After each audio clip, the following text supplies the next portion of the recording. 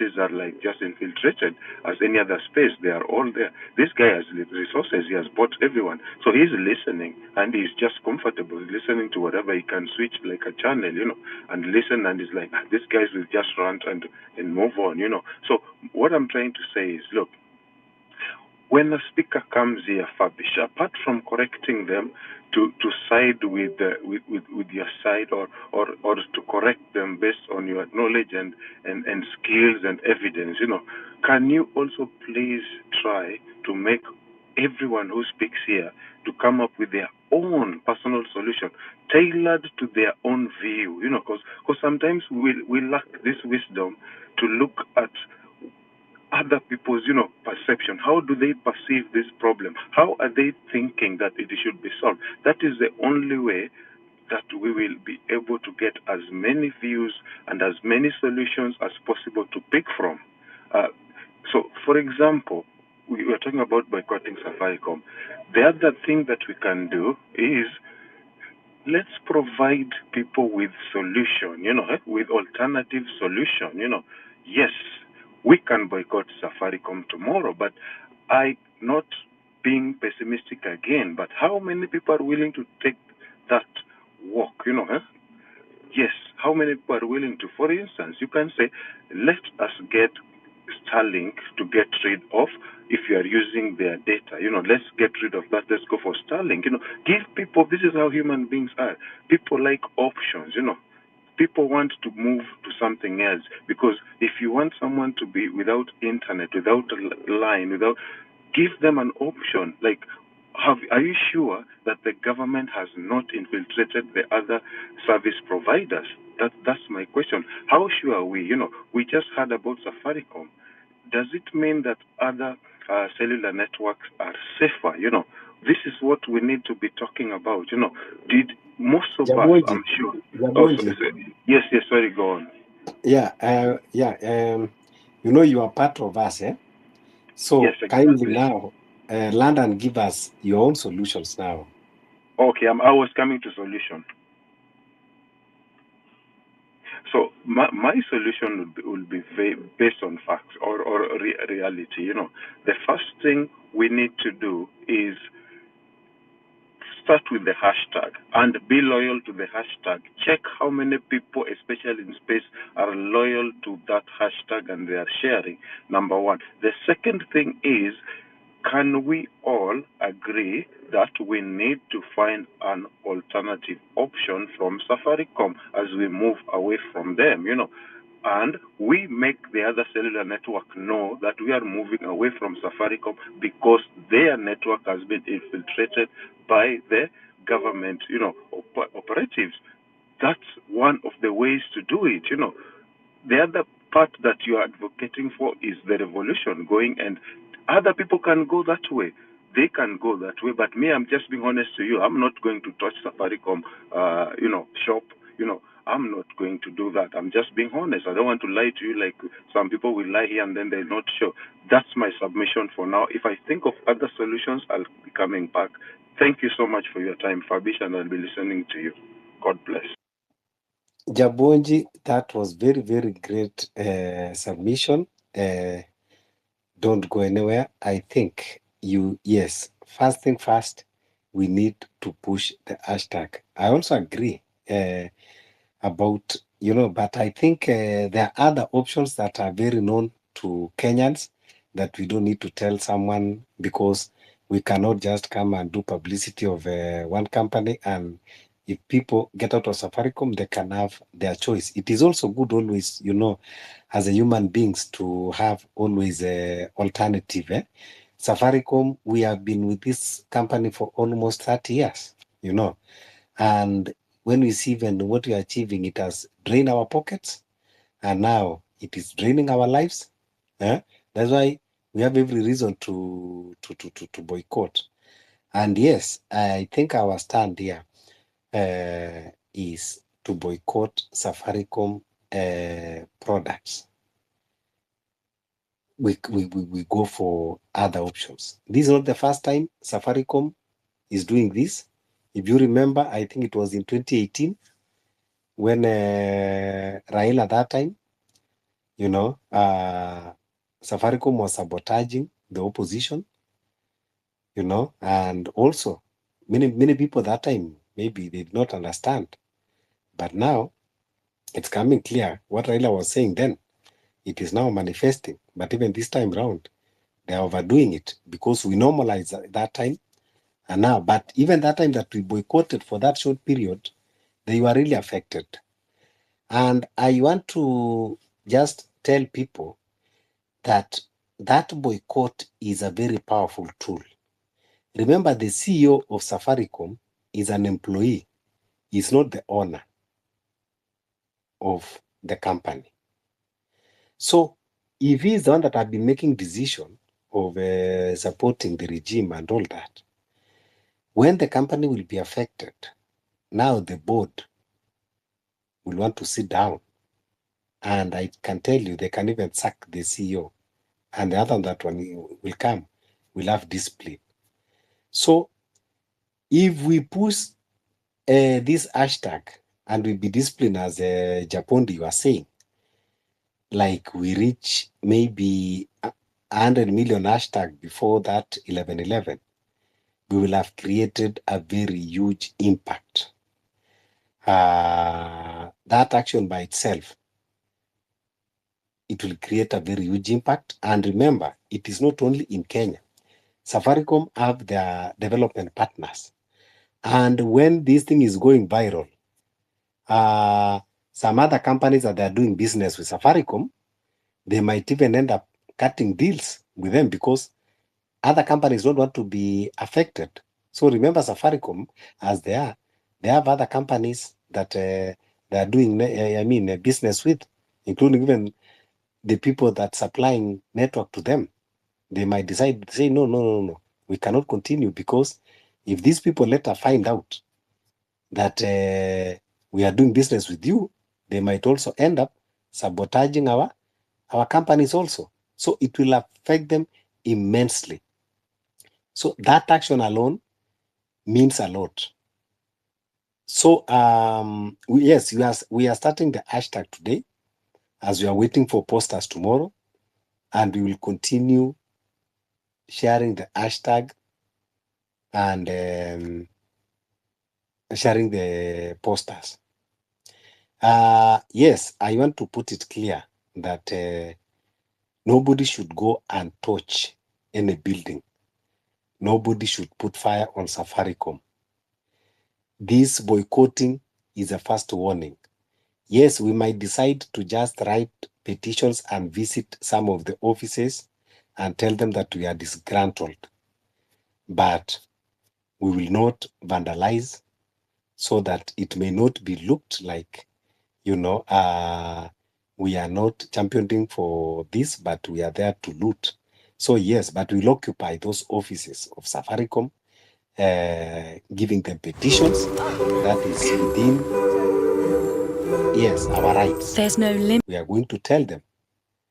William They are going to shut Saweru down. ni Well, mtoto wa nani? they also would have helped Ametoka us from nowhere in akakuwa amplifying the message. president, They are akatoka going to from lose that nowhere day, and they are akakuwa going to lose president. more. Uniambie Stephen So Kalonzo that Musyoka is one atoe of Ruto aende nyumbani, action that it is ni going to kama work. kuchukua nguruwe We uende will utupe keep on msikiti. identifying Mr. the Speaker, companies iwezekani. that are doing business with this Tusidanganyane, government. We will tuweze keep on kudanganyana hapa. identifying them, Ati Kalonzo and Musyoka we will keep on ametoa boycotting their Ruto, products. Ruto Now anaenda nyumbani. they are bringing in JP Morgan.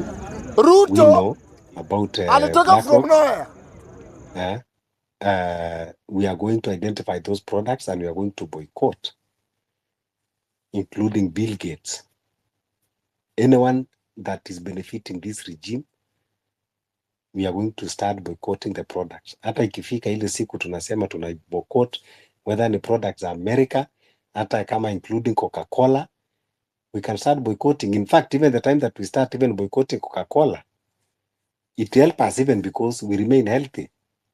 And remember, when we boycott and start tweeting about it, it is going to be affect the whole company, not only in Kenya, but even worldwide.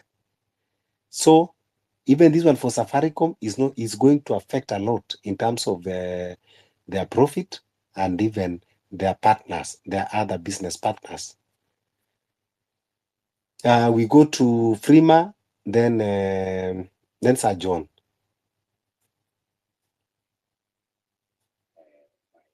Thank you, Fabish. Hope you can hear me. Yes, we can hear you loud and clear. I'm going to be brief. I don't want to repeat what other speakers have said. First, thank you so much, Joe Bonj, for your contribution. Yeah, thanks for speaking our minds. You have talked of very important points there about walking the talk. Fabish, it is so interesting and ironical that majority of us, it's reality actually, we keep saying let us boycott Safaricom, but you are using bundles or services from that service provider to convey that message of boycotting Safaricom. Isn't it ironical?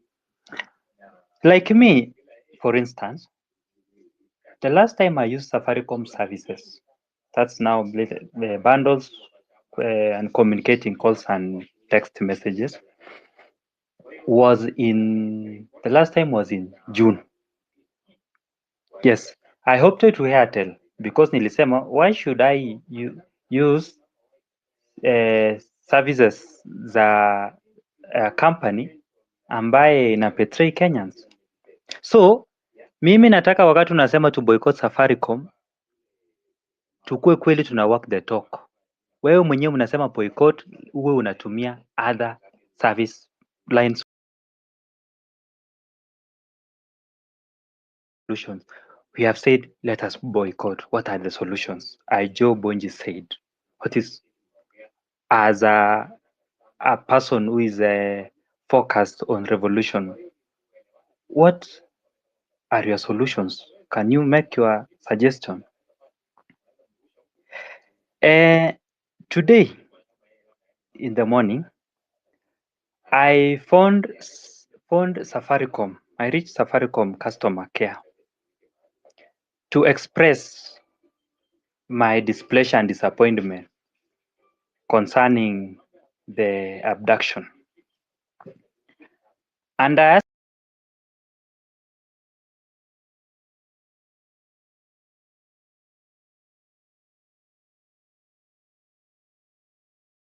the customer care agent told me she was not aware.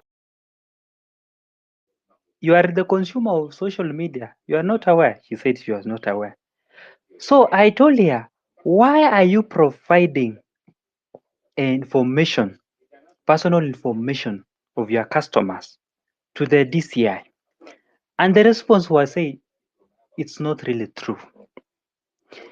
She said that they only adhere or respect or obey the court orders. Ati those police officers the DCI wanawapelekea court orders wapatiane information ya someone mwenye anataka kuwa arrested.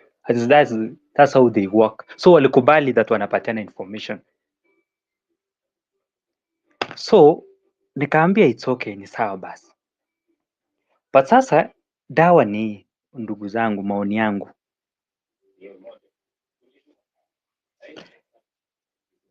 tukisema to boycott ya ukweli.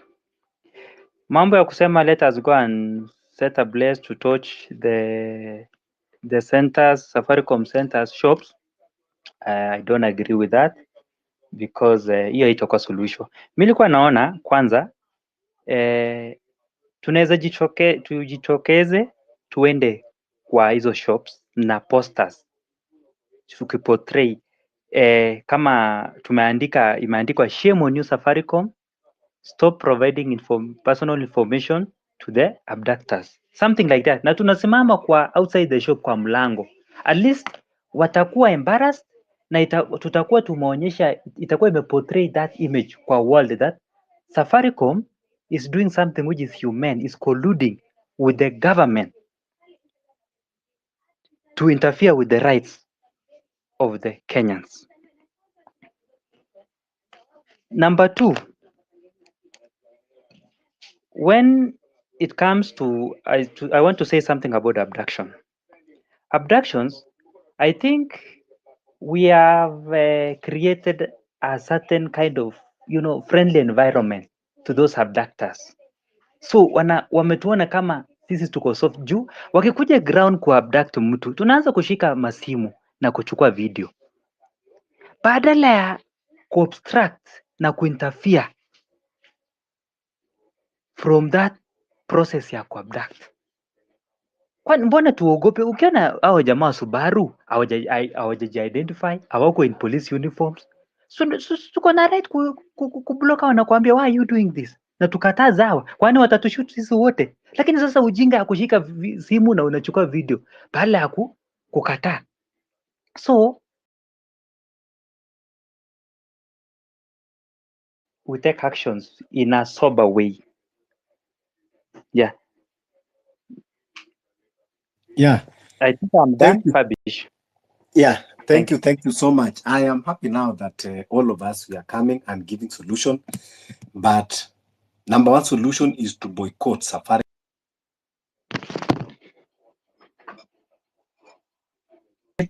To push the hashtag even as we are waiting for the posters. So please, tunaanza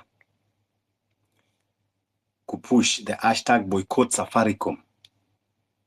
Then 11/11, yes, we are going to carry placards. We are going to those offices. We are going to tell them that we are not happy. Nobody is going to vandalize anyone's property. We are not for that. We are to bring change, and we are not there to destroy anyone's property. But the message, we will always make sure that we take to where it is needed. Kwa hivyo, Safaricom wametuonyesha middle finger. Tumejenga Safaricom with our sweats. Hata wametuibia mabundles, unaweka ya 100 before hata wana waisha walishafagia. Tumevumilia hizo zote, pesa wanatukata tukifanya transaction.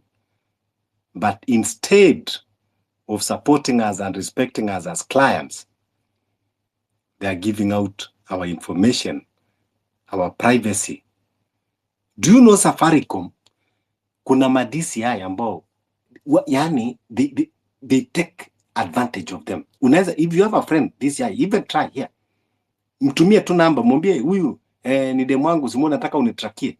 Hata malizi 5 minutes atakuwa amekuletea everything, location, kila kitu. We cannot live a country where our data don't have a privacy. Walikuja wakatulazimisha, wakatuambia we have to register. Unakumbuka baka wakatu threaten, if you don't register, this is the deadline, utafungiwa laini.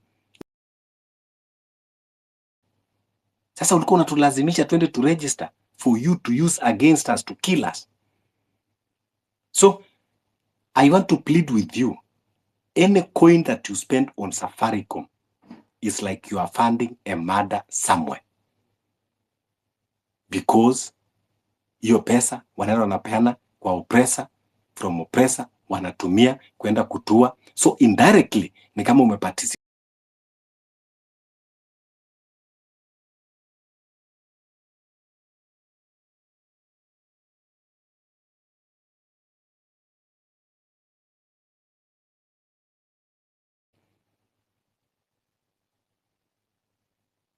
Instead of these companies kukuja na kusaidiana na society to bring good governance, to enhance democracy. That is how other corporates are doing.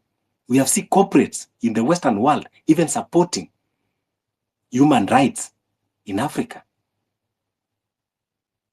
That is how a corporate should behave. Nenda mashinani, uplift life ya vijana, but si kukuja kuhusika na mambo ya siasa na mambo ya kuoppress. So yes, kindly request the mic. I see our brother Nonini. Thank you so much for joining. kudos bro, you are always supporting this movement. Feel free to come and just say hi, and everyone who just join in, najua labda watu wengine wa US ndio mnaamka, so welcome, and we can continue sharing the space. And we have said we are now pushing the hashtag boycott Safaricom as we continue going forward. Yes, Jabonji. Fabish, just to follow up on what you've said, I think with this information age, I expect a lot of people, especially Gen Z, to know exactly what we mean by the breach of the data. You know, if you look at the personal data protection in Kenya is governed by the Data Protection Act. This is of 2019. This act gives the Article 31C and D of the Constitution yenye huwa ina contain the right to privacy, which is a fundamental human right provided for the protection of personal data by acquiring organizations to obtain consent from individuals before collecting, using, or disclosing their personal information. So I think we need at least, Fabish, to bring in a few legal minds, if you can, with your status, you know, like in the group and in the spaces for long. Would you mind if we try to bring in a few speakers with the legal mind who can try to, you know, to interpret some of these laws? Because I would expect someone who's been breached, you know, to try and sue Safaricom, and then we follow up on that case and see exactly what's happening. Because as you have said, it's true, I have confirmed this before. I once had someone to call me every time, but when I tried to call back, they couldn't pick the phone, you know. So when I give this number to a person in the forces, you know, who knew a person, you know, and then when they, in 5 minutes, as you said, I was able to get the details of this person and their whereabouts. So we all have to agree that DCI is misusing, okay, this Data Protection Act virtue, you know, that we have in our constitution to protect us, you know. They are misusing it, you know, and God knows only what else they have done with it, you know. So we need to attract in. If you allow me, Fabish, I can try to reach out to 3 or 4 legal minds who can come in the space and try to, you know, to talk about it, you know, in legal, such that, for example, if you put your placard outside Safaricom shop on 11, and then the media houses like the CNN and BBC, they try to make a fool out of you, you should have at least the basic information, like your data is being infringed, you know, according to the Article 31C. I mean, you just need to sound like at least you know what we are talking about, because I don't expect you to go with the placards outside the Safaricom shop, and then when you are asked, then you start saying Safaricom killed someone. You know, I mean, these are allegations, but we just need to make sure that we follow along, and there's a little bit of civic education, like when you start spaces like this, please give people some background information of which articles, you know, in the Constitution, and what is Safaricom doing wrong. There was no consent from the person who was involved, you know, the lawyer was not involved, and these people were being tracked. And you know, by the way, before I land, give me 30 seconds. I spoke with one of my friends who happens to be an ex-police officer. And he told, when I asked him about Aoko, you know, surprisingly, he told me that, listen, police are not supposed to abduct people. If Aoko was abducted, go and report to the police station. That's not our business. And actually, that is how they behave. They are showing us the middle finger. Like, guys, we didn't arrest anyone. He's not in any of our police station. So, as Boniface was saying the other day, there's a special collection of police officers, some from Kenya, and I understand that some are not even Kenyans, who have been tasked with that. You know, they have like a Nyayo house hidden somewhere, and this is exactly what they are doing. And the regular police officer has no idea, and they are being told, hii kesi ni ngumu. That's what they're being told. Hii usiingilie, don't talk about this. So I just wanted to highlight on that, and you can go on with the space. I will be listening. And Nonini, karibu sana. Yeah, karibu Nonini, and everyone here. Kwanza Jabonji ni yes. we have discussed this before. Nilikuja nikapata a very credible information from a right source. If you remember, there was an IG, he's a retired of police, anaitwa Joseph Boynet. So Joseph Boynet is appointed to be a deputy security advisor, State House. Now, Joseph Boynet, ako State House, then he created a kind of a parallel police force. Akachukua wale ambao they were dismissed, others from military, others, from the rogue DCI, and some few from police.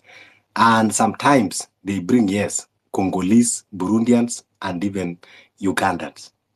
So they are under the command of Joseph Boynet, and of course, their general being Farouk Taigut Kibet.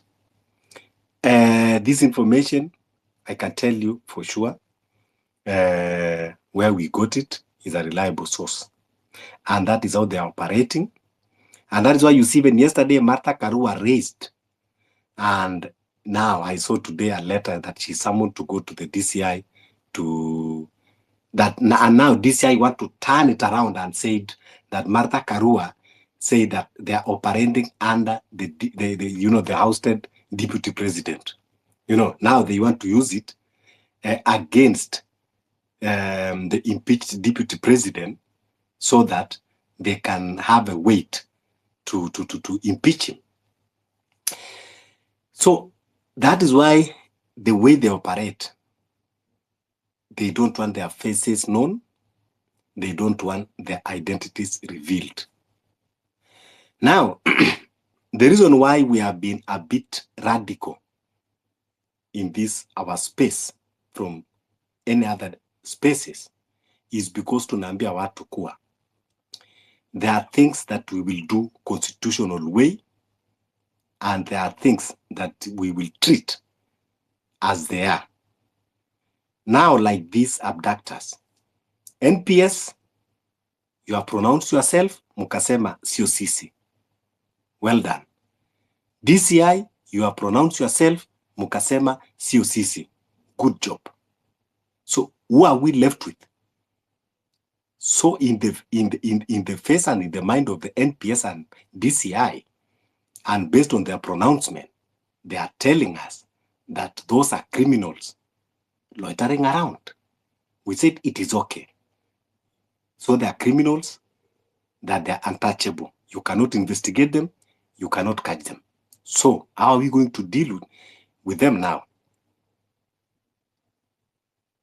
So the way we are dealing with them, tunaambia watu kwamba we now need a resistance movement. And it starts with you. If you are a victim, they want to abduct you. Start by causing commotion. Don't just easily give up. Cause commotion. And then we are also educating every Kenyan. If you are passing where someone is being abducted, don't just go on about your business. Take your 5 minutes. Help in causing commotion. Scream. Throw some objects. Do anything. Cause that distraction. If it is possible, block that vehicle from passing. Demand. Don't buy narrative if they tell you, oh, this is a criminal. Yes, he's a criminal. Tell us and you, who are you? Yes, we know that you're okay. He's a criminal. Who are you? Can you now identify yourself? And then we know which police station are you taking this criminal, even as we want to come and identify and know him more. So if we take that responsibility itself, at least we are going to neutralize the abductions, because it is coming in an unconstitutional way that we cannot challenge them in an unconstitutional manner. Now, you talked very well about the breach of our data. We know that, yes, protection of personal data are enshrined in our constitution. But now, the problem is Safaricom and the DCI, the NIS and the police, those agencies, they are doing it outside the law. Now, for us to take Safaricom cannot just and agree kuwa nilipatiana data za Fabish ndio waende arrest. Sababu they know that they are doing something outside the law, wataficha.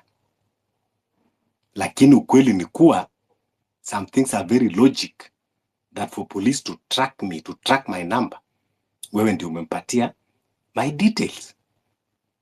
So that is why tunasema kwamba we are not going for a legal battle now kwa koti, but we are going to the streets and we are going to give the message, placards, to tell them that stop killing us. Stop giving out our privacy for us to be killed. They might deny in front of the cameras, but deep down in their hearts, they know. Any person who reasons very well, they will know, yes, they are doing it, and Safaricom, they will be ashamed. When we do this, it is also one way, because one way now of revolution is also economic revolution. We need to bring those people that are supporting this regime by funding them. We need to sabotage those businesses to bring it down. One is Safaricom. We will continue identifying. We see wamelete JB Morgan. JB Morgan tunajua kuhusu BlackRock and Vanguard. We want to know the products. Tunaanza pia kuboycott. Hata if it means kwamba the whole America wanaanza kusupport William Ruto, tunaweza amua kwamba we are boycotting American products. Baka white man, that lady embassy, aondoke. When we boycott like Coca-Cola and we start posting the hashtag, baka ifikie mahali ambao tumefikia karibu Mavrika huko 400 million. It will not only affect Coca-Cola in Kenya, but it's going to affect nearly worldwide. So the better way also for doing this revolution is sabotaging the economy of those people that are working with our oppressors. These are doable. Haitaji hata kusumbwana na mtu sana. Just need information and we amplify. So when we are saying we are going to do civic education, we are tired of going and do civic education, kwenda kuambia wamama vijijini about the bills and about what and about what. We need those things that can be put into actions.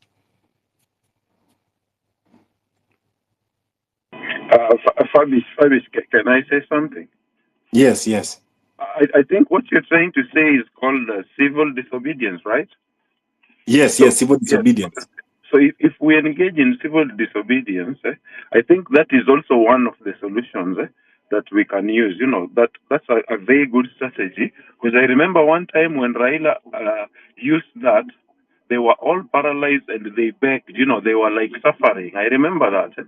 They came out with a statement like the next day, talking about everything. But look at Safaricom, they're not even bothered. They don't even care about everything that is happening on social media. You know, like, I don't know what's going on. I mean, we need to put more pressure, like 1111, like you're saying. Let's push this hashtag. And let's talk more also about the solutions in details. Like most of you are aware, you know, civil disobedience.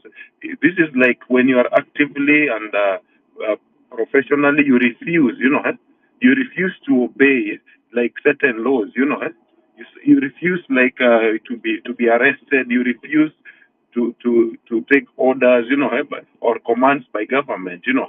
You refuse to pay tax, you know, things like those ones. Those are the civil disobedience that we can use because we are the people, you know. We feed the government. The government, the tax is from us. Without tax, the government will collapse. So what I'm trying to say is that is one of the superior ways that we can use, you know. But first we need to mobilize people and let people know, you know. So one of the ways of doing civil disobedience, according to my old school teachings, was the blockade, you know, tree sitting, you know, boycotts. This one like sitting, not paying taxes, yeah, those are some of the few, you know, like boycotting Safaricom is it falls under civil disobedience, you know. So when we do this, the government will try to seek, you know, like redress, you know, and hopefully Safaricom will address this, you know. Thank you so much. I was just chipping in. Thanks. Keep going.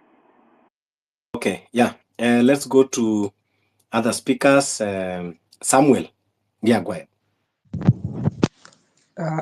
Asante kwa nafasi hii, japo leo nimekuja kuchelewa kwa mambo shughuli za hapa na pale, lakini nashukuru Mungu kwa sababu ya kuwa nimepata hii nafasi. Kwanza Fabian na host na huyu ja ambaye alikuwa anaongea, nimesikiliza vizuri hizo points. Nilikuwa naona ni points zingine za muhimu na ni points zingine nzuri sana. Labda mimi nitaongea tu kwa kama dakika moja, na jambo ambalo nataka kuliongea, naona kuna muhuni mwingine ambaye ameingia, huyu Safaricom.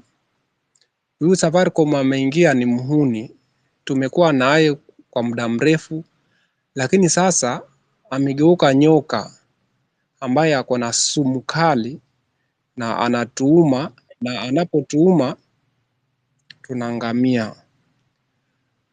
Sasa nafikiri ni high time ya kuwa sasa tumwangazie na tumjukumishe na tuongee yale mambo ambayo anayafanya parawanja kabisa, ili ajue ya kuwa wananchi hatutaki yale mambo anayoyafanya. Basi itakuwaje information yangu, prevent information ambayo mimi mwenyewe ndio naijua, lakini Safaricom watoe hiyo information, waipeane. Wakipeana nashtukizia mambo mengine yanatokezea, my personal information imefika mahali kwingine ambao sikuwa anataka. Sasa inaonekana wazi ya kuwa Safaricom kuna ushirikiano mkubwa sana ambao hao ndo wanashirikiana na magaidi. Wanashirikiana na magaidi, na ndipo sasa inakuwa rahisi sisi tunapata shida, tunapata tabu. Lakini nataka nishukuru kwa sababu tumegundua kuwa kuna huu jambazi sugu ambaye ndiye anatulemeza na anasponsor watu waje watumalize. Anasponsor watu tena kupitia pesa zetu, kupitia data zetu tunazoweka. Unaweka data hizi, kesho zimeisha, hata umeongea tu umeweka credit ya 10 bob, dakika 2 hiyo wanaiba hizo pesa zetu. Wanaiba tena hizo pesa zetu ndo zinatuua sisi wenyewe. Nataka nisikie, nimesikia uchungu wakati nasikiliza hizo points ambazo zilikuwa zinaongelewa na maspika wote ambao wameongea. Ni points ambazo zinatufanyisha sasa sisi tuamke na tulikemee hili lishetani, kwa sababu hili ni lishetani, huyu ni shetani na anatusambaratisha na anatuua. Tumkemee, kwa sababu sasa hata tukielezea watu, tukiendelea kwenda kwa vijijini tukiambia watu hiyo muda wa kufanya hayo mambo, tunapoenda tukiendelea tukiongea na mambo yanazidi kuwa yanaharibika. Watu wanazidi kuuawa kila siku, watu wanazidi kukufa kila siku. Hawa masponsor ambao wanasponsor ugaidi, hawa kina Safaricom wanaendelea kusponsor, wanaendelea kusaidia watu kupata information zetu, wanaendelea kutoa information zetu bila idhini yetu. Sheria yenyewe inakataa, lakini hawa wanaenda wanakeuka na wanatua. Sasa mimi nataka nimalize kusema hivi. Nyoka anapoingia ndani ya nyumba yako, kuna watoto wako pale kwa nyumba, na nyoka ameingia ndani ya hiyo nyumba ambao wewe unalala, utafanya nini? Je, utatoroka uache hiyo nyumba hapo, wewe utoroke uende kwa jirani? Utalala huko kwa jirani? Kitu utafanya, the best way ni uangalie wewe utadili naye vipi ule nyoka ambaye ameingia katika nyumba yako. Ni nyoka mkubwa, ni akona sumu kali, ama ni nyoka aina gani? Lakini kadi ameingia kwa nyumba yako ulioijenga mwenyewe na mikono yako, inakubidi uhakikishe ya kuwa yule nyoka either umemua ama umechoma tairi ama pilipili. Ule nyoka umehakikisha, umeconfirm that snake is not around, ndio wewe ukuwe na peace, ukuwe na amani. Hili li Safaricom ama hii Safaricom, huyu shetani, huyu Safaricom, huyu nyoka ambaye ameingia kwa hemaya zetu na anatuua, lazima tudili naye thorough kabisa, ili hatimaye tukaweze kumpoteza ama tukaweze kumtoa yale makali ambayo ako nayo. Mimi nitaachia hapo, na nashukuru kwa nafasi hii ambayo mmenipatia. Mungu azidi kuwabariki sana. Shukran sana Samueli.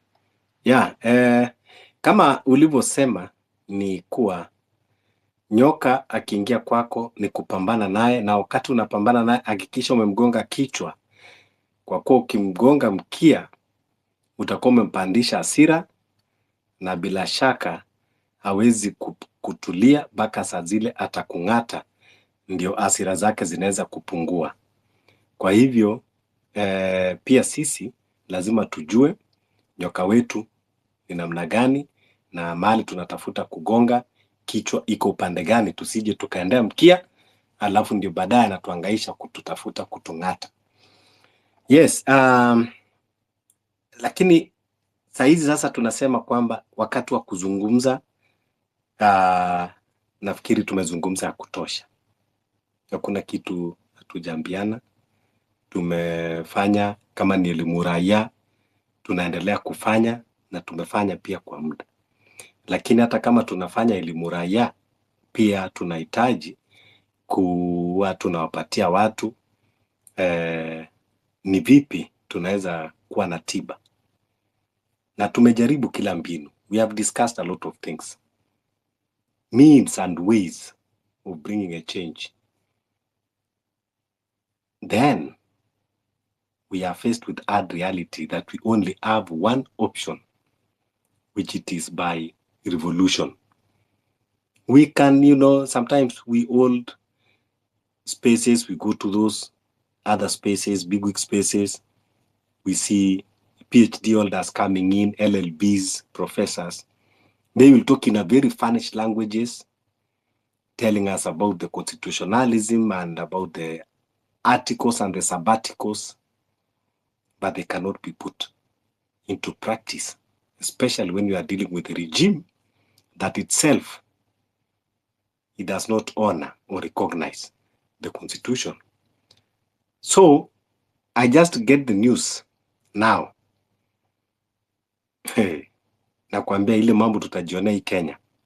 So leo the High Court, is it High Court or Court of Appeal, imetoa order kustopisha the IBC commissioners, those who are supposed to be appointed. That is what is developing currently.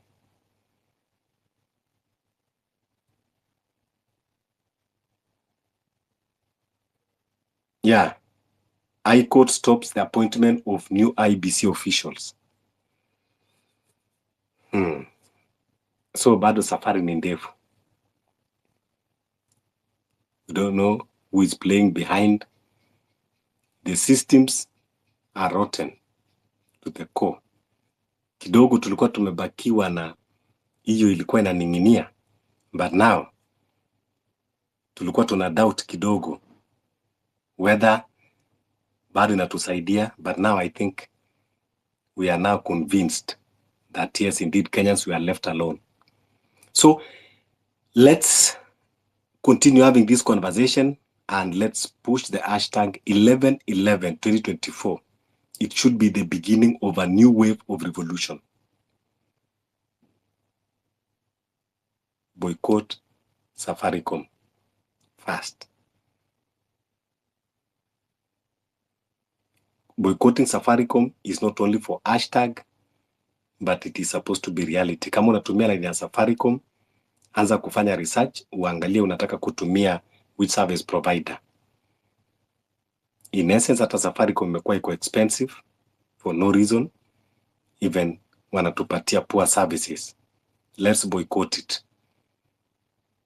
It is the civic duty.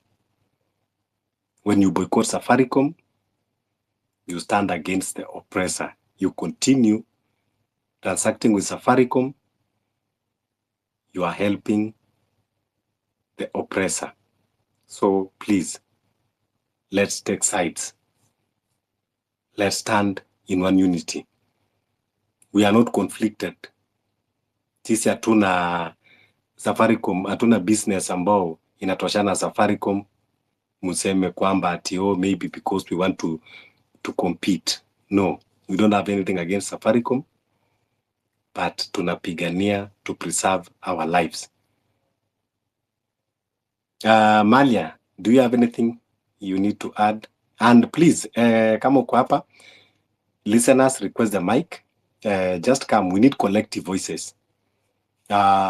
Nonini, unaweza kuja hata ukatusalimia, at least ukatuchangamsha kidogo. Umekuwa unatupatia energy katika hizi movement. Umetuchangamsha na genge tones kwa muda mrefu, na uko pia katika kutusaidia movement. Vile tunajua kwamba nyinyi ndio kioo ya jamii. You are our mirror. We appreciate you, bro. So kuja hata at least utusalimie kidogo. Then wengine request the mic. Tuweze tu kusalimiana. Tell us one word. What do you think we need to do? Even just one. We need collective voices in the movement.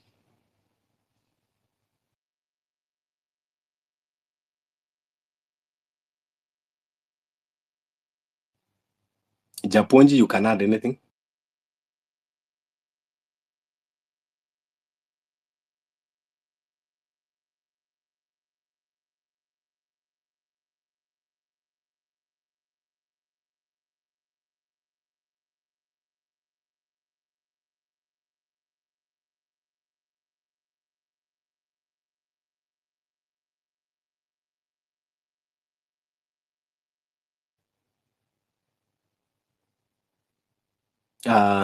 Japonji, are you still there?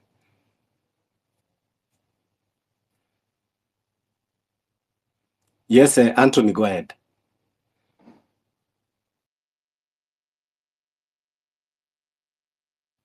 Go ahead, Anthony. Asante sana host Fabish, na salamu kwa wote ambao wanashiriki katika space hii ya leo popote mlipo, na ninakubaliana sana na mjadala wa leo ya kwamba cha muhimu kabisa ni kuboycott services za Safaricom vile imejulikana ya kwamba wanashirikiana na vitengo vya serikali ili kuhujumu wale ambao wanapigania haki zetu kama Wakenya. Sasa yangu ilikuwa ni jambo moja tu ama mawili ningependa kuwajulisheni.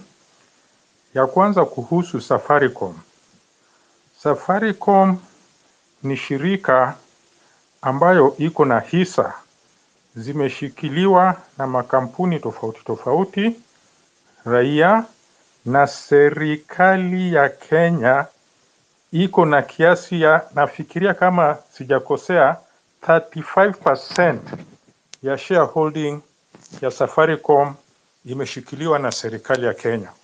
Kwa hivyo Chief Executive Officer wa Safaricom lazima aidhinishwe na serikali. Hata chairman wa Safaricom lazima aidhinishwe na serikali. Na hiyo ndio sababu serikali inafanya vile inavyotaka kufanya na Safaricom. Hakuna mtu anaweza kuwapinga. Sasa sisi, ingawaje ni kampuni yetu, tunaweza tukaileta down on its knees, na vile mwito umetoa hapo hivyo, lazima tuisambaze kabisa. Let us start migrating out of Safaricom. Hizo Airtel na Avenue zote ambazo zina function vizuri kabisa. Unaweza ukatransact pesa, unaweza ukafanya chochote ambacho unachotaka kutumia Airtel. Na tusichukue hii kama movement motion ya mwezi moja au mwezi miwili. Iwe ni systematic for as long as it lasts. Iwe ni mwezi mitatu, misita, mwaka mzima, to migrate. Wakati ile profits za Safaricom itaanza kuteremka chini, watajua ya kwamba sisi raia ndio wenye wako na sauti na sisi ndio wakusema. So let us mobilize on this. Let us talk to one another. Let us highlight the fact that Safaricom is being used to bring down patriots, kufanyiwa mauaji, kushikwa, kuwa abducted, na kwa hivyo ni adui yetu kabisa. Ya pili ambayo ningependa kuchangia, umetusomea taarifa hapo fupi kuhusu IEBC ya kwamba High Court imesimamisha utewaji wa macommissioners. Kwa ukweli kabisa, kuna kesi ilikuwa kotini ambayo ilikuwa inahusu the selection panel ambayo ndio itafanya interviews za watu wale wataqualify kuwa kama commissioners. Na hiyo kesi ilipelekwa na Azimio la Umoja Kenya. Walipinga ile kiti moja kwa zile 9 ambazo ziko pale kwa selection panel. Walipinga ile nafasi ya 9 ya mwisho. Nafikiria hiyo ndio uamuzi wake. Koti pengine imetoa leo ya kwamba hiyo selection panel bado iko na tatizo. Na hii sasa ni ngumu sana, sababu ni vyama vyetu vya kisiasa ndio zilipeleka kesi kotini na kesi imetoa uamuzi wake. Ijapokuwa kama tungekuwa na njia ya mbadala ya kuweza kuwekea pressure chama cha Azimio, ingefaa zaidi hiyo objection ambayo wako nao kwa hiyo kiti ya the 9th position katika selection panel, waachane nayo. IEBC ianze kufanya kazi yake, tupate commissioners, tuweze kufanya recall, tuweze kufanya registration of voters, sababu ni sisi wenyewe tunaumia kwa sababu ya vyama vyetu, mojawapo ya vyama vyetu vya kisiasa. Hiyo tu ndio nitaka nifafanue kidogo. Otherwise nashukuru sana kunipatia muda huo Fabish, na tusisahau 11/11, hiyo call to action. Let us mobilize, let us visit all Safaricom outlets, let's get our banners out. Sababu gani ambao tuna boycott na dunia nzima ijue. Nimeshukuru sana na naangusha mic hapo. Jioni mwema. Asante sana Anthony. Yes, that is the spirit. 11/11, na asante sana kwa hiyo information na clarification ambao umetupatia. Hiyo ndio hiyo news ambao tumepata from the High Court. So at that small window period, with that small window ambao tulikuwa tunafikiria we can use to recall, even if it is one member of parliament, it is now closed.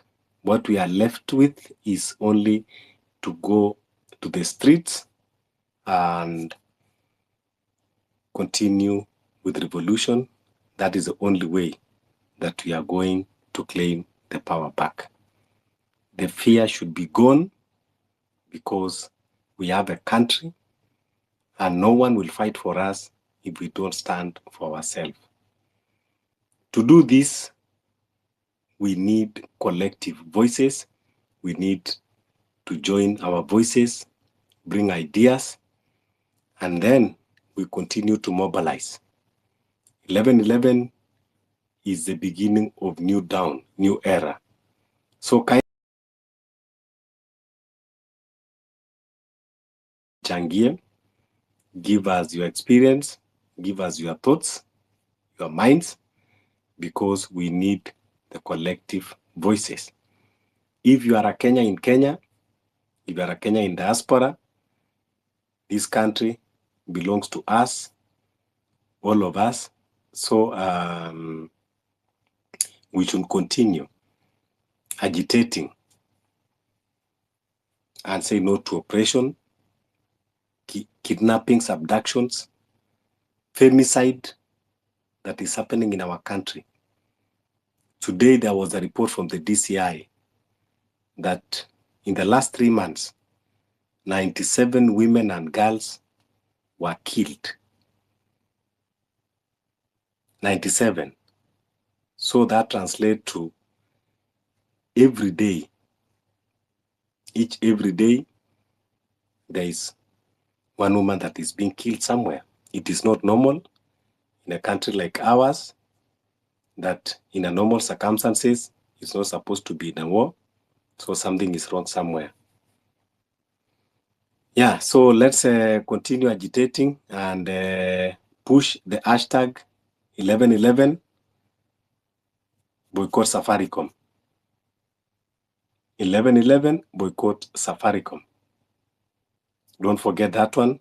Kesho tutakuwa na posters, tutakuwa na we'll have posters ndio tuendelee kuspread, and we will be holding space every day until the 11th so that we can continue coming in with different ideas and solutions on how we are going to do it, and also continue mobilizing. How we are going to mobilize? We are going to mobilize in every opportunity given, in our spaces, in our WhatsApp groups, in our area where we reside, in our places of work. We are going to mobilize it. We just need to have that one unity. Daniel, karibu. I'm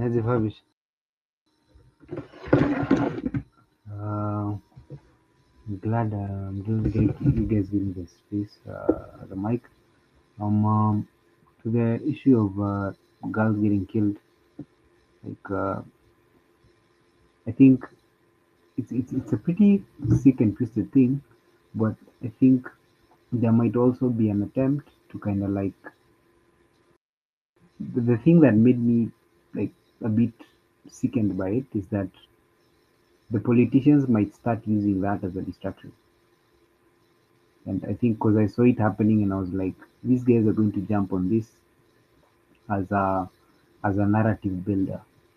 And I think we should avoid that. I think whenever those guys get online and they start using it as some distraction, we should blast them, because I think using people's lives should not become like a narrative builder. Those are like some of the, I don't know, maybe I'm different. I just find some things sickening, like, because I find politicians can use anything.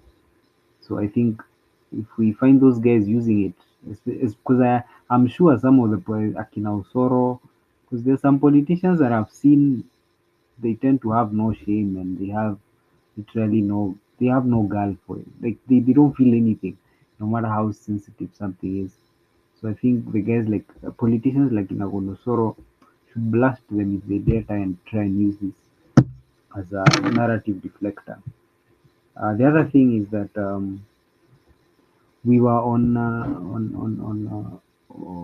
TG's Toniga Sugar space, and something came to light that was we hadn't realized before, Fabish, which is that the Constitution does not provide for us any avenue of actualizing public participation. Because I was listening to, just so that we know the danger we're in, our public participation means nothing. It is only a suggestion, which means no matter how much you participate, according to the law, the person you're giving that public participation to only has to note and show that you received it. They don't have to quantify it, they don't have to validate it, they don't even have to use it to make a decision. They just need to show that you said something, which means our public participation, which is what people are relying on, means nothing. It is only suggestions and noise. If you watched that lawyer Kanjama explaining the ruling the other day, you'd realize we were given it's like, just to see how this government treats us like children.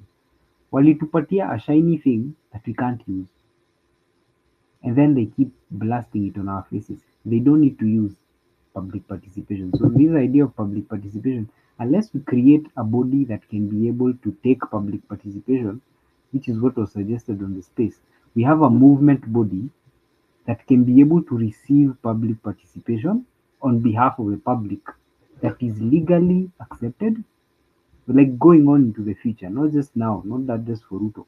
Like, we've realized we don't have a vehicle for public participation that means anything. If you wanted to hold public participation about, let's say, I don't know, IEBC, Adani, Ketraco, you have to go to your MP. Otherwise, there is nowhere else. And if your MP receives up, they don't even need to show that what the public participation was. You just need to show that people showed up, they said some things, and I noted them. And then they make the decision they went ahead to do anyway. I think those are the things that I realized. And so, Akina TG, they've decided we're going to form a body that does that, both technologically and legally. I'm done.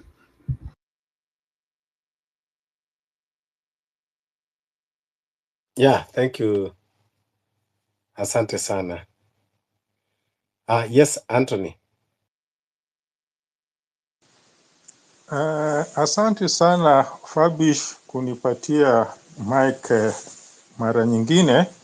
Ningependa tu kuchangia hiyo neno ambayo Daniel nafikiria ametujulisha hapo mbele kidogo. Hii ni kuhusu public participation.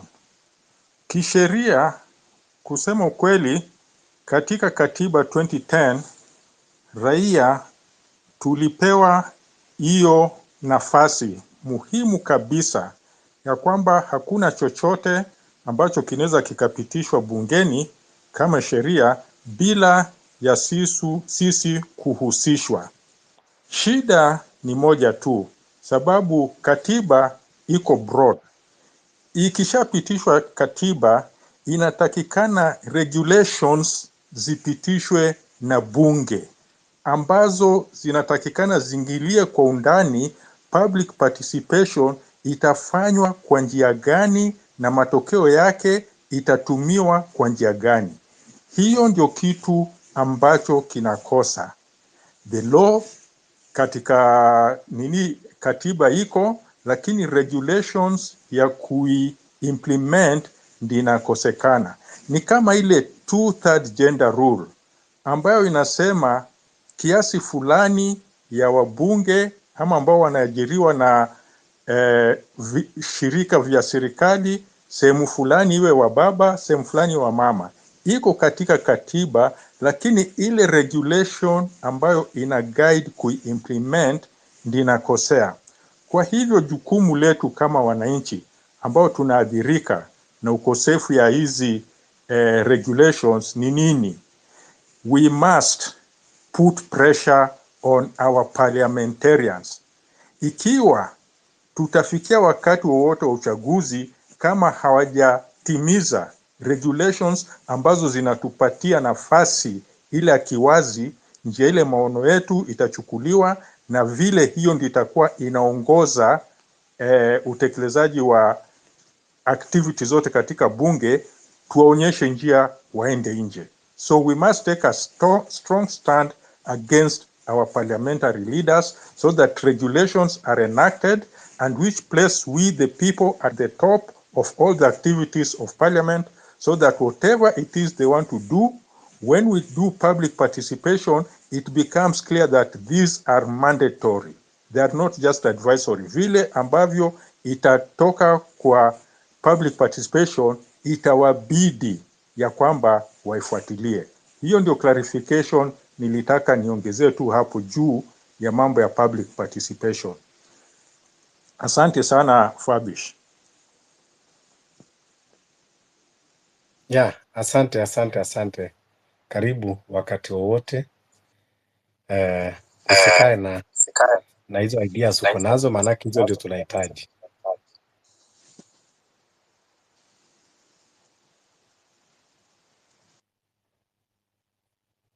Daniel, una kitu ya kuongezea? No. I didn't want to derail I didn't want to derail the digress from what guys are saying. I just wanted to note that because it's a pretty big thing. It's a very big thing. If we look at it, the substance of it just means we have no power. So when we are told we are on our own, when you hear guys saying we are on our own, by then you're literally we are on our own.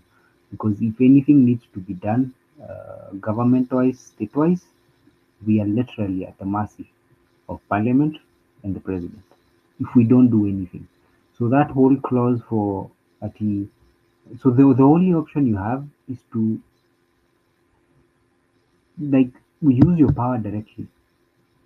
But the good thing is that the fact that they did not define the same reason, you see, they were not telling us how to like use that power directly as a means of leaving us confused, but actually it is an advantage because what that means is that constitutionally speaking, we have unfettered powers, unrestricted. The very thing they used walikuwa wanataka kuitumia kutufanya wajinga, it means you're free to do whatever you want. You can remove a government, you can remove a president, you can remove parliament. The fact that it is left blank like that means that there is no restriction. There's restriction on parliament, there's restriction on the president, there's restriction on the judiciary. There is no restriction on us, which means you have unfettered power. Only God is above you. Because the constitution inasema Mungu ndio ako above it. Then we are above the constitution and only God is above us. So the very trap they had set up is the very thing that gives us power. So we are on our own, but we have an absolutely unfettered power. There is no limit to what we can do.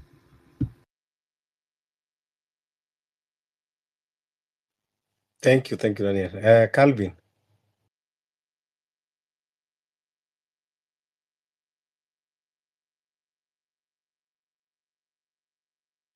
Calvin Otula. Kwanza wacha nichukue shukurani kwa kazi ambayo mnafanya hapo, maana hii ni kazi muhimu sana. Mimi chenye naweza kusema ya kwamba Article 1 of the Constitution stating very clear that the sovereignty of power belongs to the people. And that power we can exercise directly or indirectly. And we know very well that we have members of parliament. These people, we have already given them mandate to serve us, and yet they are now disappointing us. So what we can do, we can just enact that our power. We can hold that our power in our hands and ensure that these people are chased away, because these people have already disappointed us. We don't have anything which we can talk about them, but we are really disappointed.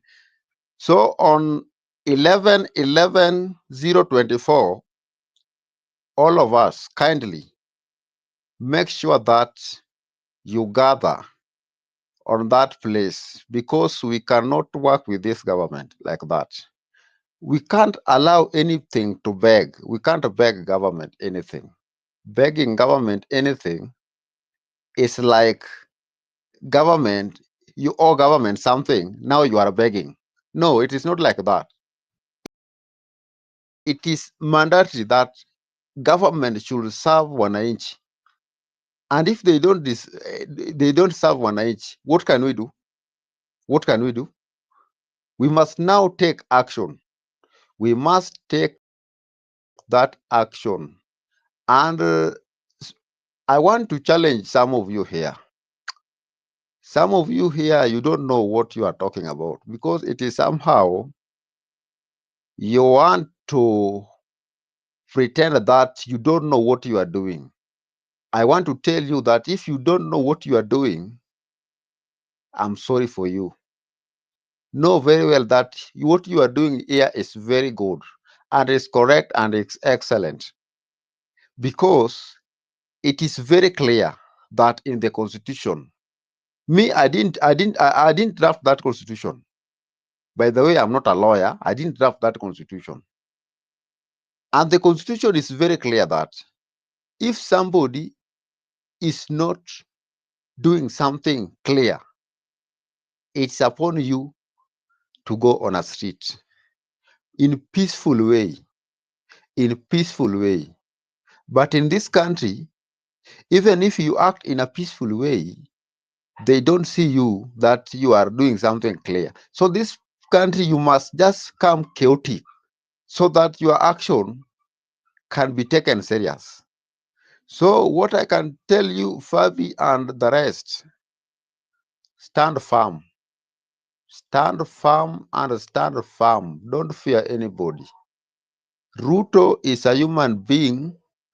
Ruto is a human being, and Ruto is just the way hata vile alizaliwa na wazazi wake vile alizaliwa na wazazi wake, vile mama yake alelea wakati alikuwa anazaliwa, vile hata we mama yako alelea wakati ulikuwa unazaliwa. Ile kitu baba yake alifanya, vile hata wewe baba yako alifanya. Kwa hivyo hakuna haja ya kuogopa mtu hapa. Hapa ni kuheshimiana. Respect is what is paramount to us. So you cannot come for somebody to beg somebody. Me, I cannot beg anybody. And me, I have my rule. By the time I was a leader, I was giving people instruction that my rule is very clear. If you know you cannot do it, don't come. And if you come and you fail us, slap. Makofi, unapigwa makofi kabisa.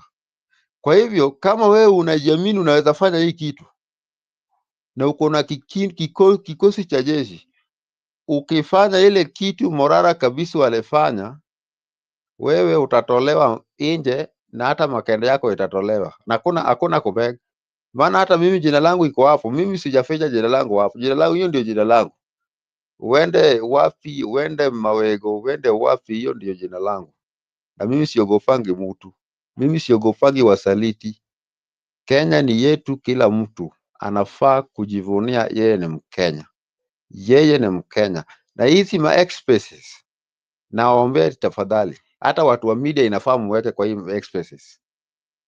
Watu wa media ndio tukitasema vitu kama hivi, wanaenda wanasema kwa habari, lakini wale ambao wako very sharp, sio kila mtu unaweka kwa expresses hapa. Ambao wanakuja hapa na ujinga mingi, wanasema vitu ambayo hawezi saidia taifa. Sasa hivi unaona Kenya iko na challenge mingi sana. Rigathi yako huko na Ruto vile vile yako huko. Na wakati walikuwa pamoja, Kenya walikuwa wanasema ati Kenya iko sawa. Sasa hivi wanasema Kenya ni mbaya. Kwa hivyo sisi hatutaki mambo ya kutupelekea na ujinga. Hatutaki kusikiza mambo ya hawa vijana. Hawa wazee hatutaki kusikiza mambo yao hata kidogo. Wamalize tamu yao waende nyumbani. We are very tired. And naomba mtengeneze party haraka. Mtengeneze party. Na sio tafadhali, lazima mtengeneze hiyo party. Kama mwezi kutengeneza hiyo party, Kenya itachukuliwa na wakora. Wakora watachukua hii Kenya na mtakuwa wajinga wa kufuata watu nyuma yao. Kuna haja unafuata mtu. So long as you know you are right, you can do what is required. You are not allowed to beg for somebody. It is upon you to do what is required. Because even the media itself is being frustrated. Media, the freedom of media. The freedom of media. Serikali wakiona ati media inatangaza kitu ambayo inawasaidia, hawaongei. Wakiona kitu ambayo inaenda kinyume yao, wanaongea sasa vibaya. Sasa hii hatuwezi kubali. Media is entitled article, I think it's like article 34, that media akona haki ya kutafuta na kutoa habari yoyote bila upande yote. Ikuwe na habari mzuri, ikuwe na habari mbaya. Hata kama amenipata kama na rape mtoto ya mtu, hata kama anafanya mtoto wa mtu kitu mzuri, hata kkama anafanya kitu mbaya, media inafaa kukapcha kitu kama hiyo na inaweka mbele. Lakini sio ati una nini, unafanywa ujinga. How many graduates do we have in this country? Ambao wanatafuta kazi na hawajapata kazi. Sasa hivi wengine hivi na walisema ati kazi iko. Wapi hiyo kazi? Mimi nataka niwaambie my friend, hakuna haja ya kufleece mtu. Don't please anybody. Mtu usifleece. Wacha kujifanya. Msijifanye ni watu wazuri. Sasa hii Safaricom imechukua advantage, people wanakuwa kidnap carelessly. kwa sababu wako na data yako. Watu wanakuwa kwa kidnap carelessly Safaricom, na wanafikiria hatujui, wanafikiria Raila ndio akiongea hata Kenya itaendelea mbele. Sisi tunaweza fanya vitu vyetu bila Raila, maana tumeshachoka na hawa, hata wakina Raila hawa. We can do our own thing without Raila Omolo Odinga, and we are telling you the fact that do what is necessary, and before we take any advantage of doing anything, we must meet somewhere where we can communicate. And we can know each other well, so that you know this is Calvin Otula, this is so and so, and this is so and so, so that we can drive our agenda in a best way, and we can organize everything, be it colleges, be it WAPI, so that these people can know that we are all leaders. Leaders, you build your leadership on your own. Hakuna mtu atakujengea leadership yako, wewe ndio utajenga hiyo leadership yako. Hakuna mwenye atakujengea. Kama unangoja Ruto akujengea, Raila akujengea, my friend, unajaribia. Tell these people that you are a leader. Tell these people that you are a leader. You don't want nonsense. Nonsense we don't want. Nonsense we don't want, and we don't want. I end my point there. Wanna host, you can take that microphone. You may hand over to anybody. Thank you so much. Thank you.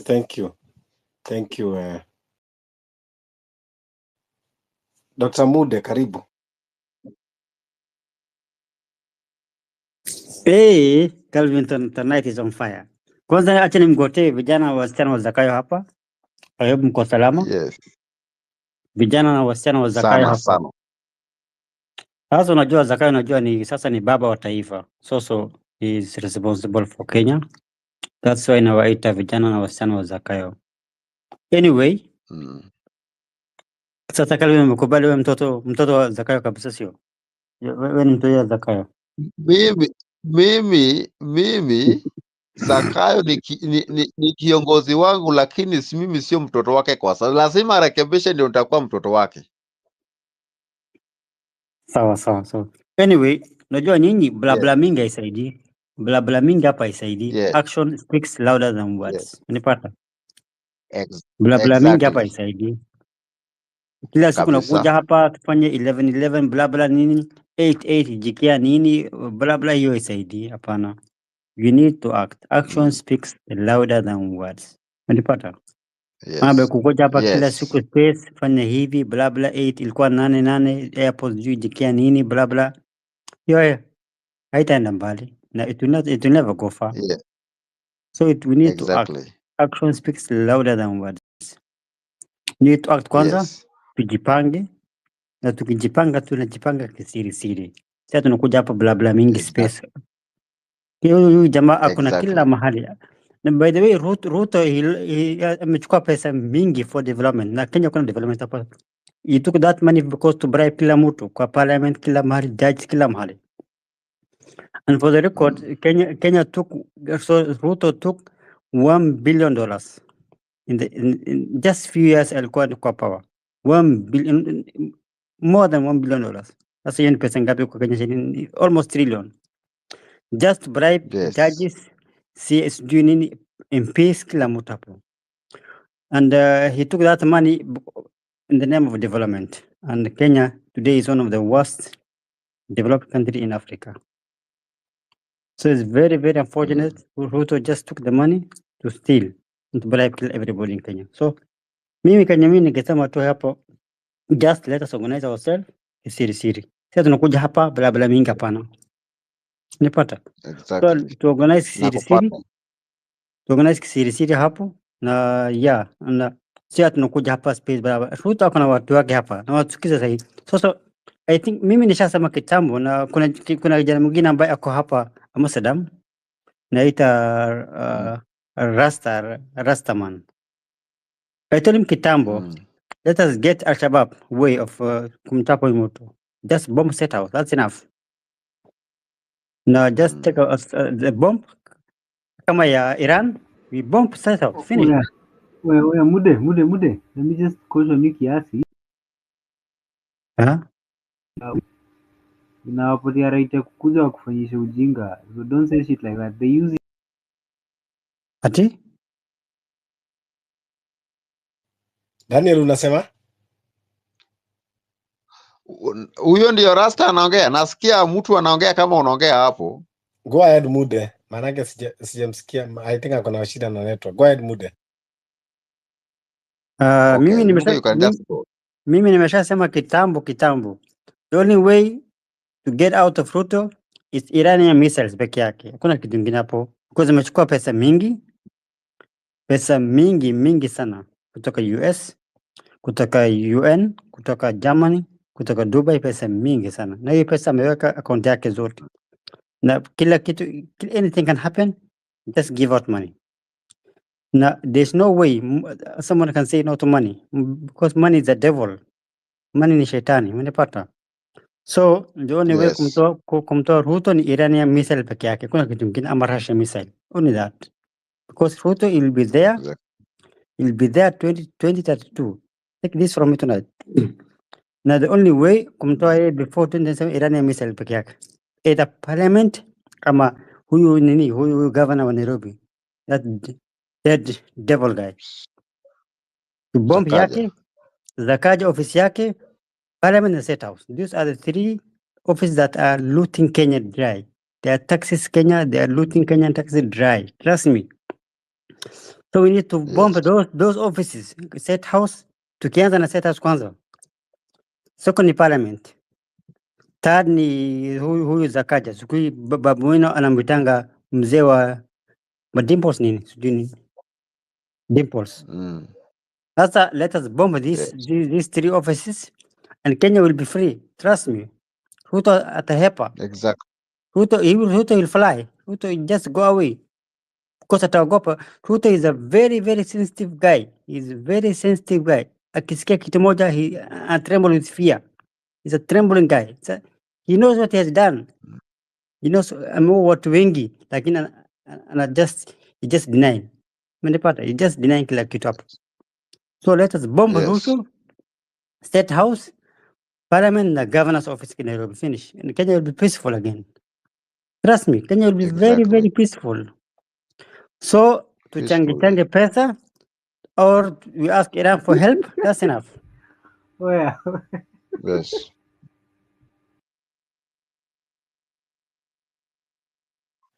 Someone can go ahead. Sawa, Dr. Mude. Okay.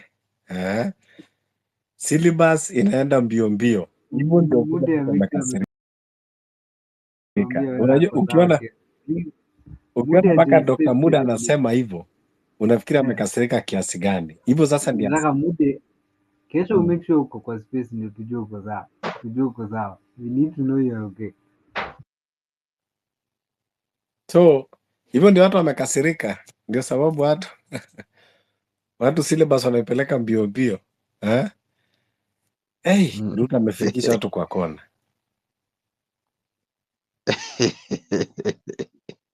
And by the way, that's the truth. Hiyo ni kweli. Ni kweli umma sana. Trust me, the truth has big time, man. The truth has big time. That's the truth. There's no way Ruto will be out of power till 2032. Take this from me tonight. Ruto will be in power mpaka amalize Kenya. He loot Kenya dry. He's gonna loot everything. And by the time akitoka hapo, it's gonna be worse than Uhuru. Trust me. So the only way kumtoa Ruto hapo ni Iranian missiles pekee kama Russian missiles. Nothing else. Trust me. There's nothing else. Bla mingi isaidi hapo. You'll never go far, guys. Trust me. Hamtaenda mbali. You'll never go far. Hapana. Mambo 11 Safaricom nini bala, hapana. Ruto akona jeshi hapo, akona air force nini hapo. It's one tiagas peke yake. Everybody atahepa, kila mtu will just run for his life. So, what I suggest is just Iranian missiles peke yake, only one. si mbili, only one, moja tu peke yake. And Ruto will flee. Tutatoa wapi? Ataepa Kenya. Budi sasa No, Daniel, ngoja. utakuja nazo. Sisi tafadhali, I know kwamba Dr. Muda anaongea, pressure inapanda watu akisikia kuhusu vile Ruto anafanya, but the reality is 11/11 boycott Safaricom. Dr. Mude, wewe tutakutuma kama envoy, nenda uongee na Iran. Ukishakuwa sawa utatuambia, lakini kwa sasa 11/11 no, Fabish, that will not happen. That will never ever help Kenya. Trust me. 11/11 haitaenda mbali because only one tear gas moja tu is enough to disperse every citizen there. Only tear gas moja, and everybody will run for his life. Now tutaona tu, just it will happen. Take this from me tonight. It's gonna happen. Only tear gas moja. Kila mtu will run for his dear life. Finish. We Dr. Mude bana. We sijui unakula jaba gani leo? Mwambie kuja na zake. Nakwambia ile jaba kuja na hizo zake buda. ile kama umejivana vest, tutakwambia tutakudirect, tukwambie kimbia pale kama umeruka. Sawa? Ile jaba leo anakula ni ile ya savana. Okay. Yes guys, anyway ni vizuri kupamba space kidogo. So we have to stick 11/11 boycott Safaricom. We must continue boycotting Safaricom and boycotting any companies that are associated with the regime and are participating to oppress us. Safaricom inapeana data zetu, watu wanauawa, watu wanakuwa tracked down. We should say no. Boycott Safaricom.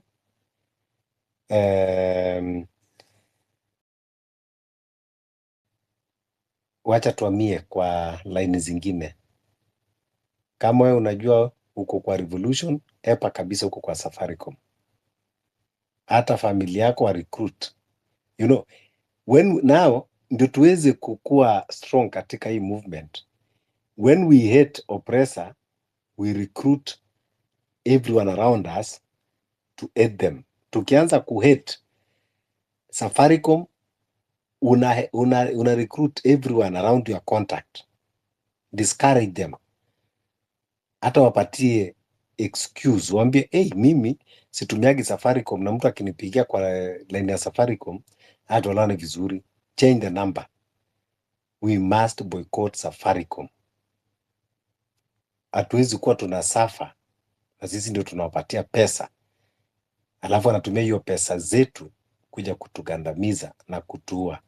So yes, I see tuko na new speakers. Wacha nipatie Agnes, then tuende kwa J0024. Agnes, karibu.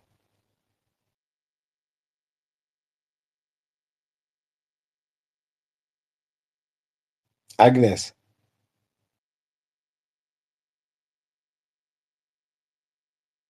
Is it Agnes? I think it's Agnes. Agnes Munderu. Kindly, if you can hear us, take the mic.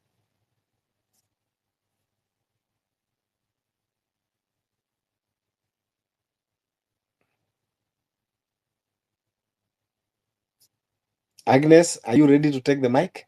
Okay. Je, drop? Hebu angalia tena, request mic tena 0024.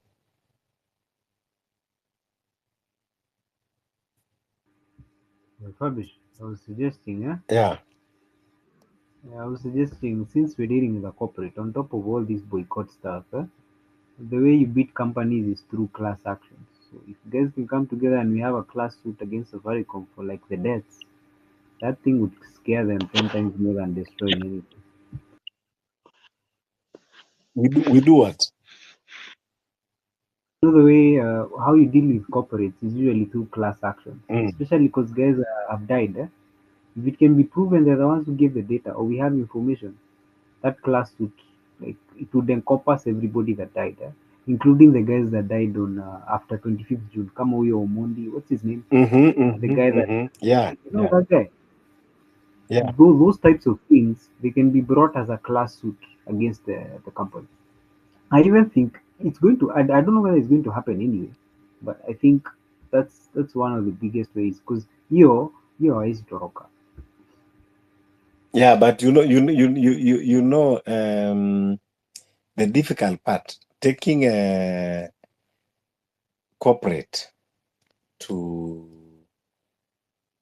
for a lawsuit is dangerous at the same time, because if eventually you lose that case, you know what they do, eh? Utatoa wapi hizo za damages bro, eh? You lose the case alafu ikuambie kwamba they suffered, eh? $1 billion of loss. The class suit is against. It's a group of people, not one. Mm. Yeah, but anyway, yeah, we will have They've been done world over. yeah, They've been done world over. we will consult. In fact, Safaricom has had a class suit. There's a time it had a class suit. Unajua, there's a time that Safaricom fired a lot of guys from their call center, and all the staff that got fired, they went on a class suit for staff and they won. So like, it's not the first time. Like when the company does twisted, fucked up things, you can go a class suit and there's no anti damages or anything. If there was actually something that happened, yeah, because the class suit has to be accepted, so there has to be a reason why. Yeah, but now we cannot depend on that one. First, we go for action. Then later, now we can employ those other tactics. But Yeah, hizi suggestions yeah, are later, but later, we are later. going After first we to inject, bring them down. after we inject, then after now. Yeah, so tuna inject, tunaweka business yake down, alafu tena tunaenda huko anze kucompensate wale ambao waliwawa, so watakuwa wamepata triple damages.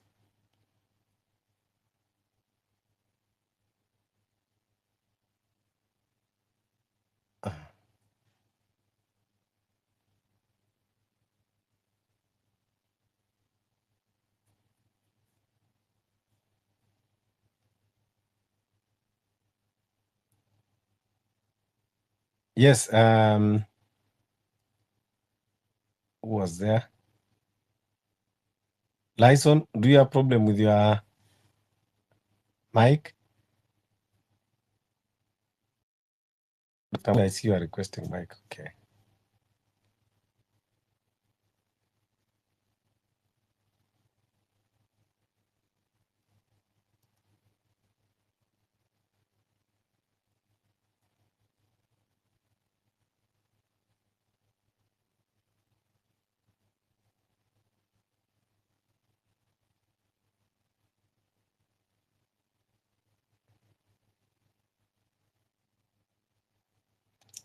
Yes, Lyson.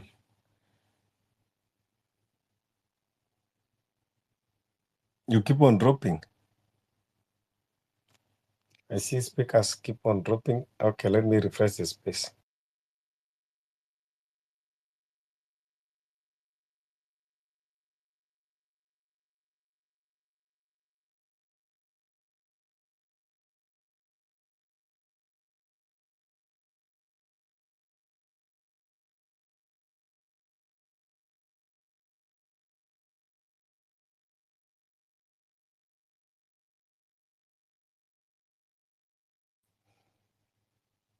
So tutaanza kuinject, tutaanza kwenda hiyo 1111 kwanza. We will visit their offices. Tuwapatie salamu tu.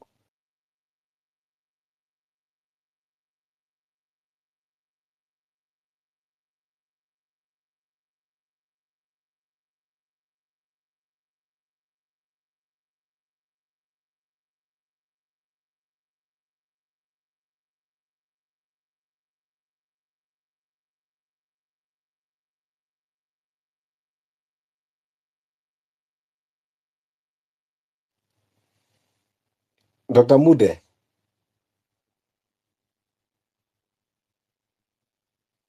Malia. Malia, then turudi kwa Dr. Mude. Malia, go ahead.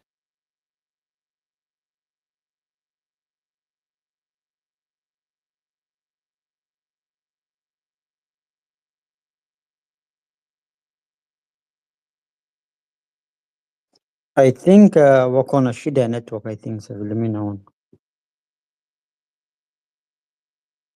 Malia Davis, unaweza tusikia? Malia Davis. What about Daniel? Daniel Kinyo. Daniel nakusikia Mude. ako sawa. What's wrong with these other guys? Malia Davis?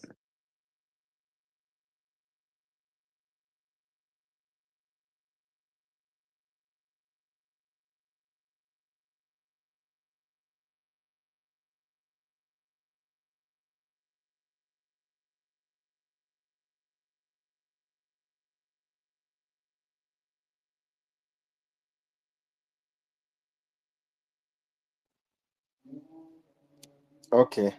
Yeah, I don't know. Malia. I think there's something wrong with the space or what? Or No. Daniel or nothing wrong. It's possible.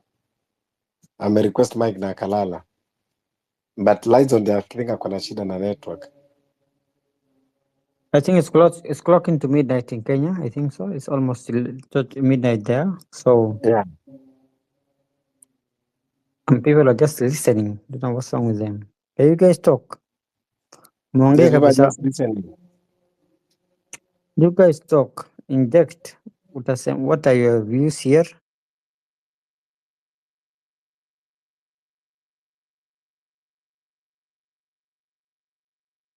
Ama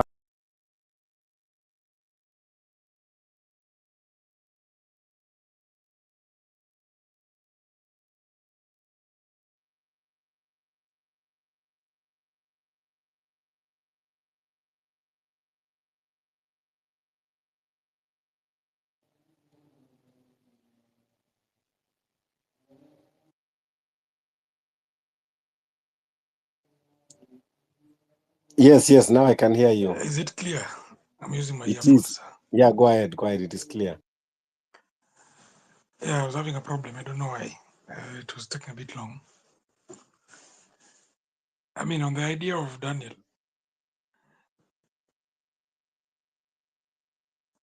okay. I think Mude has said something, but it has a lot of echo. Let me see.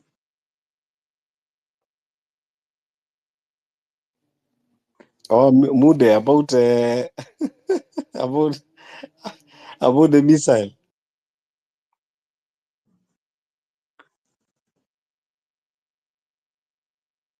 Yeah, it is ultimately the way to go. But Mude, we want now, you come up with a practical plan on how we can do it. We are willing to support you behind the tent. na mimi nikiamua, unajua mimi si kama Morara, hapana.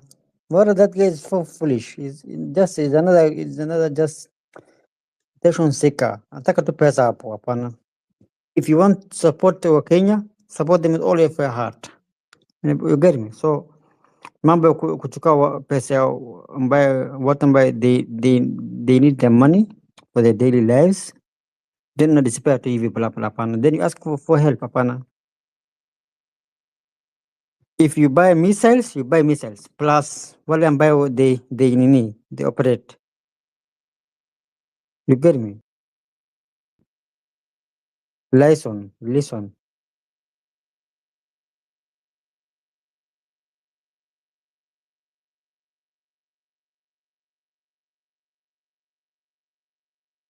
Anyway, my dear Daniel, can you hear me? Give me a 5.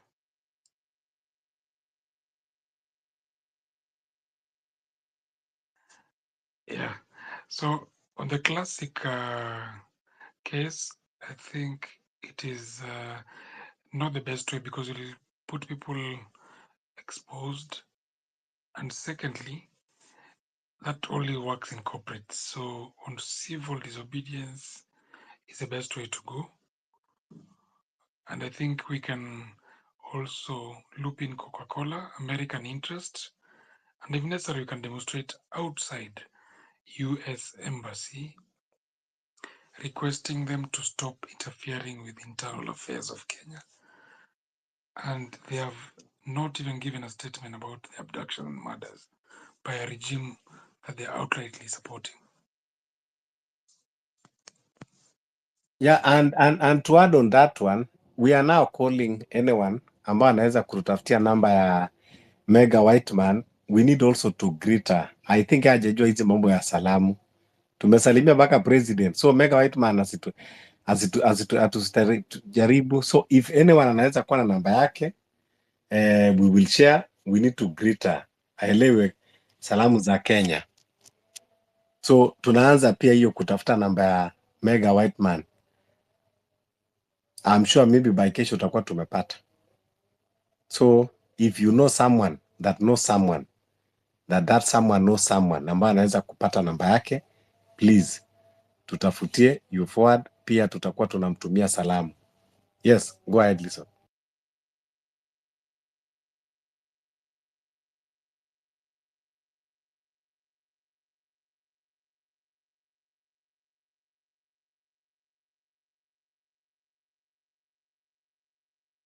So, because America is having a very interesting challenge, and we are known to be warriors in the spaces and in X and in social media. So, yeah, as we tweet this, we say we don't want this ambassador here.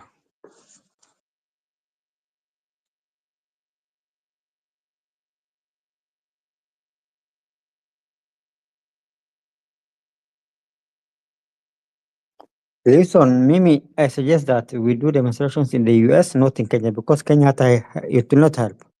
We come on demonstrations we do in US. Si hapa kuna Wakenya wengi wako hapo US, almost like more than 2,000 Kenyans all over US, Minneapolis, Washington, New York, Columbus, Ohio, kila mahali. So I think it's better like we do in the US than in Kenya. Dr. Mude,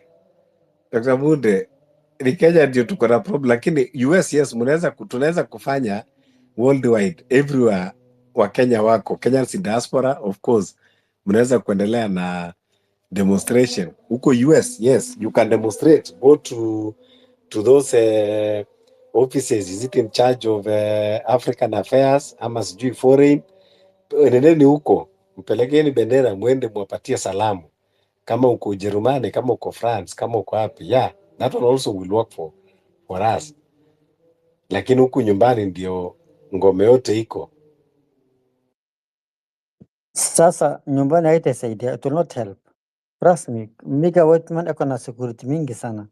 And you don't even watch Kenyan news. You don't watch because you don't hata weza kuelewa Swahili. So I think the best is you don't even watch Kenya. Sorry? Haina neno, tutaenda huko, tutampelekea salamu huko.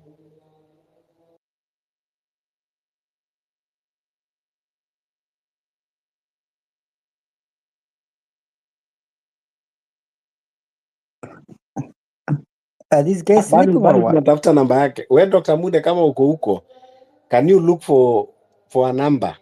We will need to greet her. But these guys, are they sleeping or what? Wanjiro, Baba J, these guys, are you sleeping or what? Can you just take a mic and talk? Tafadhali, vijana wa Zakayo.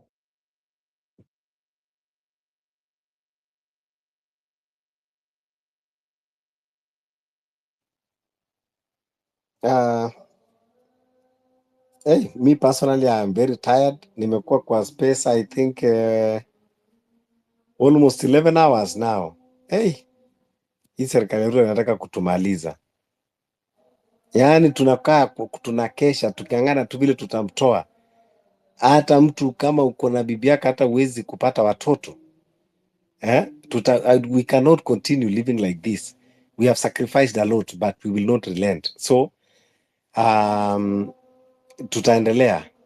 Nimekaa almost 11 hours. I think tutafunga. Then kesho 5 o'clock Kenya time, we will need to discuss about the rising cases of femicide in our country that we need to address. It should not be downplayed. We have seen a lot of women, young girls being killed and nobody's talking about it. Even the women representative that they are in parliament, Even in a country where our Chief Justice is a lady that is supposed, to be the eyes and calling out these atrocities, no one is talking about. Women should be protected in our society. They should not live under fear, under threat. And we as men, we are supposed to be at the forefront of protecting our beautiful Kenya women. So tomorrow we will discuss, even as we are talking about Revolution 1111 and boycotting Safaricom. We are talking that, yes, the reason we are all doing all this, it is because we want to protect lives. We are not ready to be killed. And we want our women to live without fear and their dignity always being put in the forefront. So thanks everyone, not unless Liza, you have anything that you want to add due to Funge. Mine just to wish everybody a good night and good morning for those who are waking up. The fight continues, the struggle continues, maisha inaendelea. Tutakangana hapa mpaka tuelewane. Wale wengi watachukua usukani, wale wachache watoroke ama tuwamalize. Mude, good ideas, but concretize it, come with it in another package. We can import a container of something, a sachet of rat and rat. Anything can happen for this revolution. So guys, but for those of us who believe, let's start boycotting American product, oppressors products, Western hotel, all these things that anybody who's there is a ingine Spectre International ya Raila. It can also be Salamia Ward ama tuende to demonstrate hapo nje. Anybody working with the oppressor we must resist and participate everywhere, every town in Kenya from the low level, because now we want the bottom people first, because tumeona hii ingine ni bottom first, hii ingine it's buttocks first, I think, or head, something not understandable.